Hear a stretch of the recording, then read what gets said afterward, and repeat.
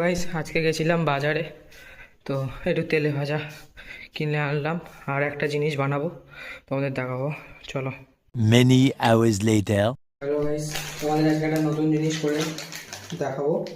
এই যে দেখতে পাচ্ছ, একটা ডিম আর একটা হচ্ছে পেঁয়াজ, একটা ডিম নেবে আর একটা হচ্ছে লেজের প্যাকেট নেবে, ঠিক আছে? লেজটাকে ভালো করে নেড়ে দেবে, যতটা ভালো করে ভাজতে হবে। Many hours later.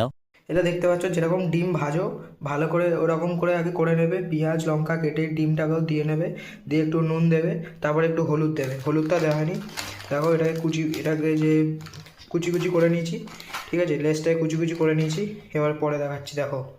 Many hours later.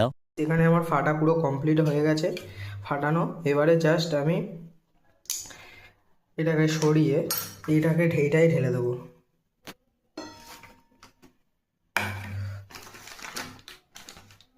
Just এটা ঢেলে দেবো, এটাকে ওই চিপসটার ভিতরে জাস্ট এটা ঢেলে দেবো, ডিমটা। এই যে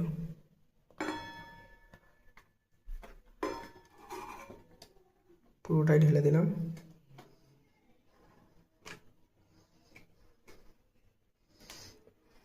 এই যে পুরো ডিমটাকে ঢেলে নেওয়ার পর একটু নেড়ে নেবে গাইস, একটু ঝাঁকিয়ে নেবে।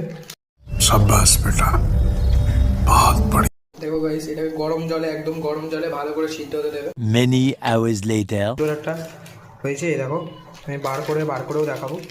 এই যে বার করে পুরোপুরি ময়দার এটাই দিয়ে দিচ্ছি আমি। এই দেখো গাইস, জিনিসটা দেখো পুরো চপের মতন হয়েছে। এই দেখো, দেখতেই পাচ্ছ।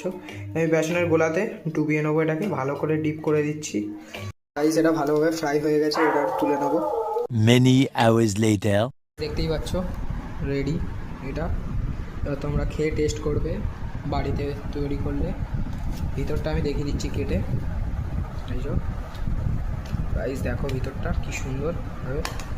এই যে এই দেখো গাইস, ভিতরটা দেখো, ঠিক আছে? ভালো লেগে থাকে লাইক সাবস্ক্রাইব করবে, শেয়ার করবে। বাই।